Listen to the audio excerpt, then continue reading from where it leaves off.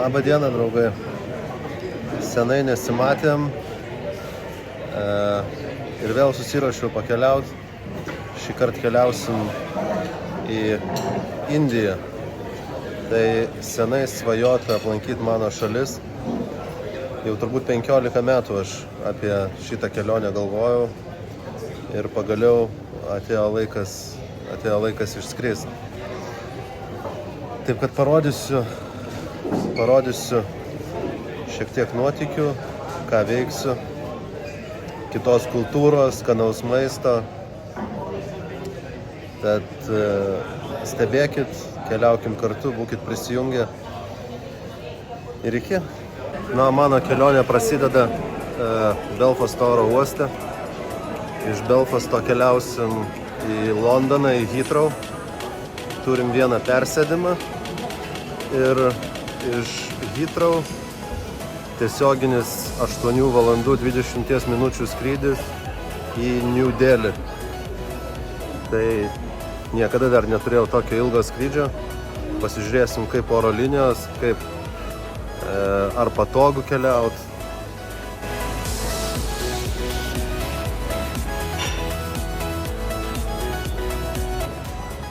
Na ką, pirmi kelionės nesklandumai prasidėjo. Skrydis atidėtas 1:10 minučių. Tai esu pasilikęs 5 valandų tarpą tarp persėdimų iš Londono į Indiją. Tai dabar tas tarpas sumažėjo nuo 5 valandų iki 3 valandų. Tikėsimės viską suspėsiu. Pagal laiką tai viskas gerai, bet jeigu būtų skrydis su mažesniu laiko tarpu, tai jau tada būtų problema.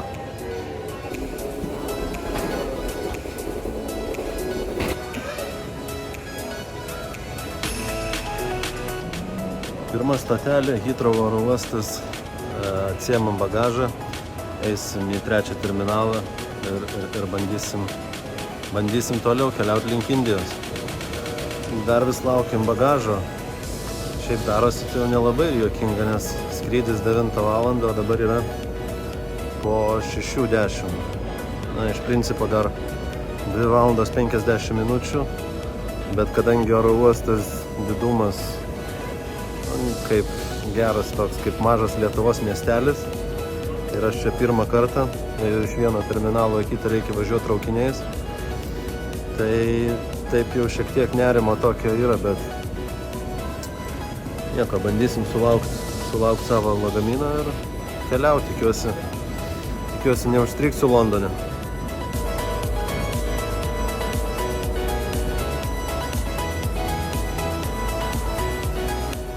Bagažas pasiimtas, lekiam toliau, liko 2 valandos 40 minučių.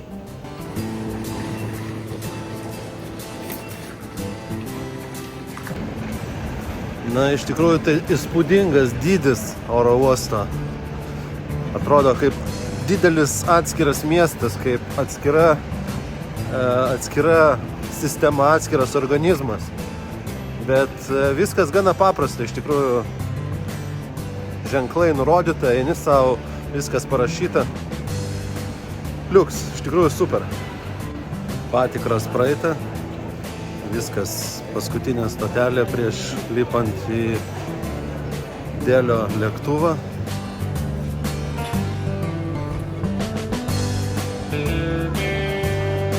Viskas jau įleidinėjo į lėktuvą. Paskutinės akimirkos Londone, bet jau ir čia prieš lipant į lėktuvą jau toks indiškas vaibas jaučiasi.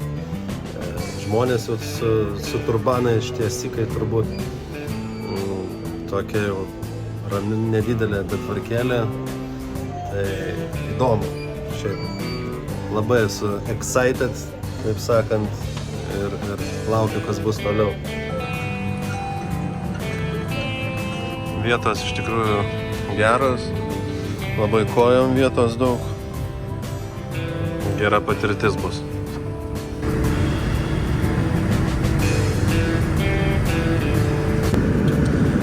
Skrydžio metu turim televizorių, įsijungiau filmą Ir štai atnešė vakarienę.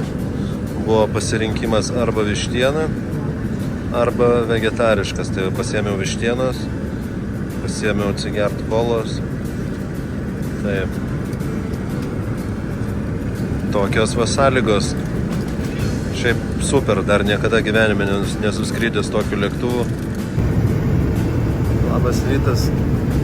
Šiek tiek papasakosiu, kas vyksta dabar kelionėje. Atsikėliau ką tik. Atnešė pusryčius, buvo pasirinkimas arba kiaušinis, arba vegetariški. Gavom kavos. Turim šalia tokius ekranus. Gali stebėti kelionės informaciją. Tai iki Dėlio liko 1 valanda ir 33 minutės. Distancija 917 mylių. Ir galim stebėti, kur mes dabar esam.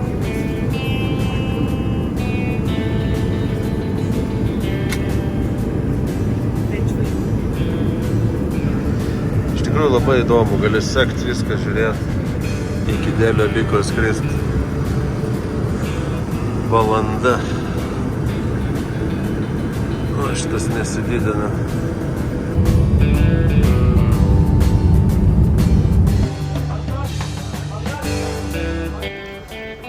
Labas rytas. Nusileidom Dėlio oro uoste. Vietos laiku 12 valandų. Einam pasiimt bagažo ir bandysim keliauti metro. Šiek tiek užtrukau, kol supildė visus popierius. Paskui vėliau papasakosiu, kaip gavau vizą. Einu pasiimt bagažą ir šoksim į miestą. Pirmas dalykas, ką įsigysim, tai turbūt yra SIM kortelė, nes be interneto šiais laikais kaip be rankų. Išėjus iš oro uosto, metro iš karto leidžiasi į apačią, iškart iš terminalo išėjus. Nusiėmiau pinigų, pasikeičiau į Revoluto kortelę, konvertavau į rupijas ir tiesiai iš bankomato pasiėmiau kešą, nes kiek esu žiūrėjęs, geriau Indijoje visada turėti kešą. Bet išdavė man po 500, tai ten yra šalia pinigų keitykla, tai pasismulkinau dar, kad būtų po 100. Nusipirkau vienkartinį bilietėlį, 60 rupijų kainuoja, tai čia europiniais pinigais 60 centų. Bandysim keliauti iki centro su metro. Čia turbūt pigiausias ir greičiausias variantas. Nu va, pirmas išėjimas link miesto. Biškutį skirtumas nuo metro stoties. Ten tai atrodo viskas civilizuota, čia šurmulys, belekas vyksta. Pipsina, autobusai važiuoja, ant gatvės maistas, indusai kabinasi, klausia, kur pavežt, kur eini. Tai čia tik pradžia, žiūrėsim. Einu ieškoti viešbučio, matysim, kas bus toliau.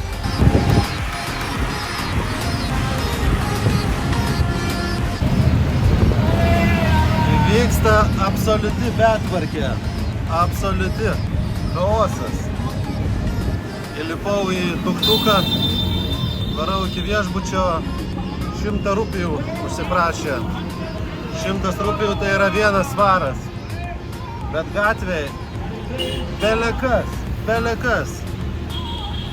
Antiek didelis šokas man kol kas, kad turbūt priprasiu, bet pati pradžia, žiauru. Atrodo, kad esu kitoj planetoje. Hare Hare Hare Rama Hare Rama.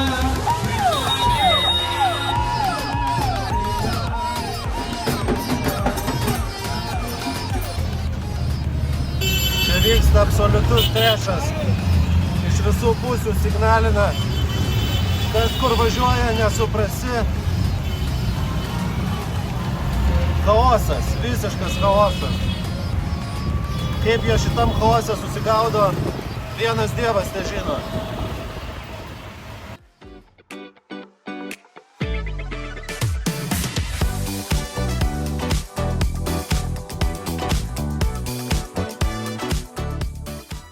Labą dieną. Iš šito chaoso šiek tiek pabėgom. Pasiėmiau kambarį, buvau užsibukinis. Tai kambarys toks, kvapelis yra. Patalynė ne pirmos jaunystės.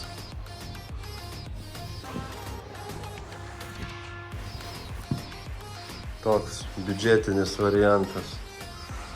Užrakint kambarį ūkišką spyną. Telikas veikia, bet sakė už 10 minučių pasijungs. Sukasi ventiliatorius, ale tipo kondiškė, ten laidai taip nelabai atrodo kokybiškai. Bet pagal Indiją čia turėtų būti viskas labai gerai. Su vandeniu, sakė, skambini 9, tada tau įjungia karštą vandenį.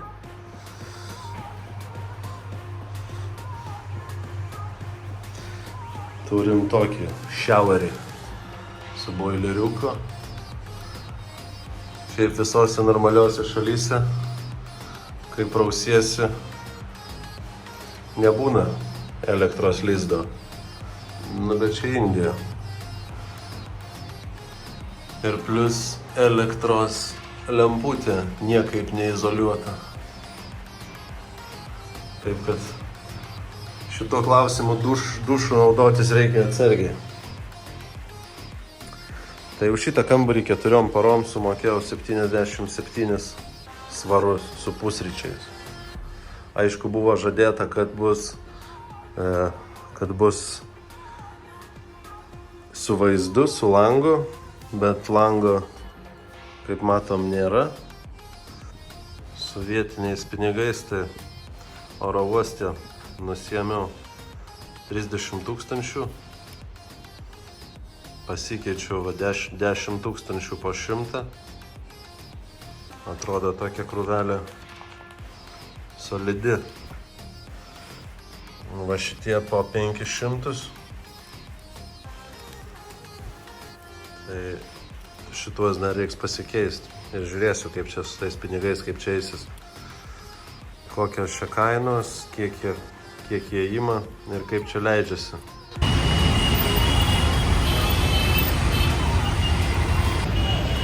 Išėjau iš viešbučio. Bandau pasižiūrėti, kas čia vakare dėlį gero. Vakare dar didesnė betvarkė negu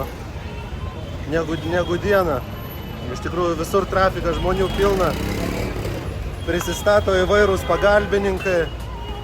Iš pradžių klausinėja, iš kur esi, kiek dienų čionai.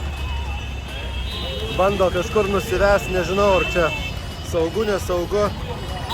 Kažkur tai vienas bandė nusivesti tamsią vietą, ta prasme kažkoks turizmo centras, sakau, ne, dėkui, ačiū, niekur nereikia. Tai, pasižiūrėsiu, gal kažkokią vietą rasiu, kur užkas galima.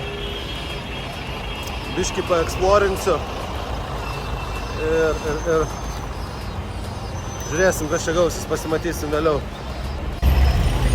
Einant, apima toks jausmas pastoviai, kad liktai kažkas tave stebėtų, liktai kažkas norėtų iš tavęs atimt. Atrodo, telefoną norėtų liktai kažkas iš rankų ištraukti. Gal man čia jau paranoja, bet viduj yra toks kažkoks nedidelis nerimas.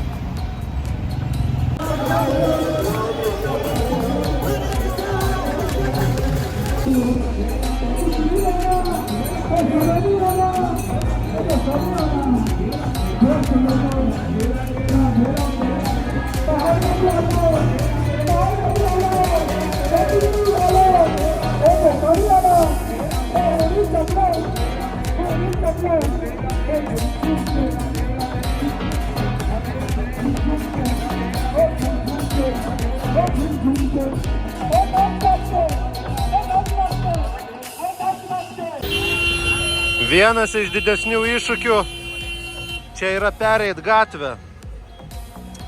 Čia turi būti arba labai greitas, arba būti be baimės, arba labai naglas. Atėjau į restoraną, čia vien tik tai vegetariškas maistas. Tai paklausiu, kas čia pas juos populiariausia. Patarė kažkokį tai vegetarišką patiekalą su ryžiais. Sakiau, kad mėgstu vidutiniškai aštru, kad nebūtų labai spicy. Tai pirmas patiekalas Indijoje. Atnešė ryžių patiekalą. Įsispaudžiau laimo ant citrinų. Čia kažkoks aštrus skystis. Viskas vegetariška. Bandysim ragauti. Užkandom, burna dega. Atnešė mouth freshener, atgaivint burnos kvapą po aštraus maisto. Šiaip prašiau, kad nebūtų labai aštru, bet jaučiu, kad viduj dar šiek tiek dega.